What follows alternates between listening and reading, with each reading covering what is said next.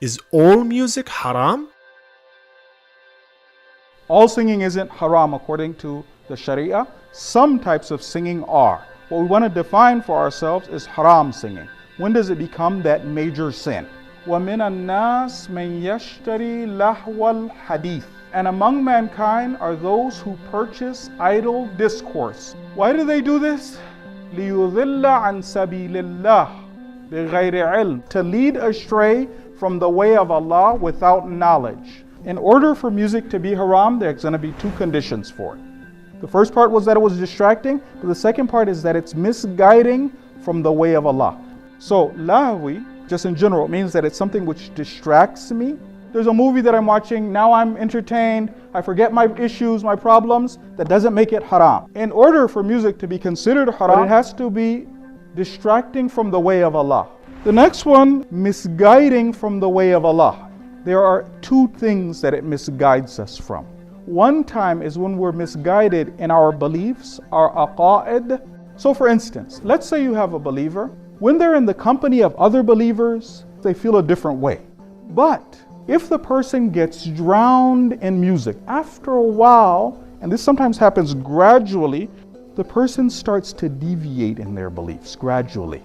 The strength that I had in beliefs in the beginning, that's no longer there. The other one is practical misguidance. Practical misguidance is when a song encourages me to perform a certain sin. There are songs, let's say there's a song about suicide. There are other songs about other sins, and this song is encouraging me either to abandon one of the wajibat or to commit a haram act. When we talk about things that are misguiding from the way of Allah, there are three types of misguidance. The first one is the lyrics of the song itself. The lyrics themselves are ones that encourage a certain sin, prevent one from doing a certain wajib, cause doubts in belief. The lyrics themselves are problematic. The next one is the melody. Sometimes the lyrics themselves are okay. Let's say, for instance, the melody, a song which is suitable for dancing, then that's a problem. Sometimes no, it's not even that. Sometimes it's other states and conditions. So let's say, for example, there's an Muslim, she was not wearing hijab, she was reciting in front of a group of men. Even if the song was okay, that music is forbidden.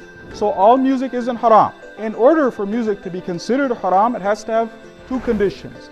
One of them, distracting from the way of Allah. The next one, misguiding from the way of Allah. Either the aqa'id or in the practice. If it doesn't have those conditions, then it's going to be okay. Can one listen to haram music if the haram music does not affect them in the ways mentioned?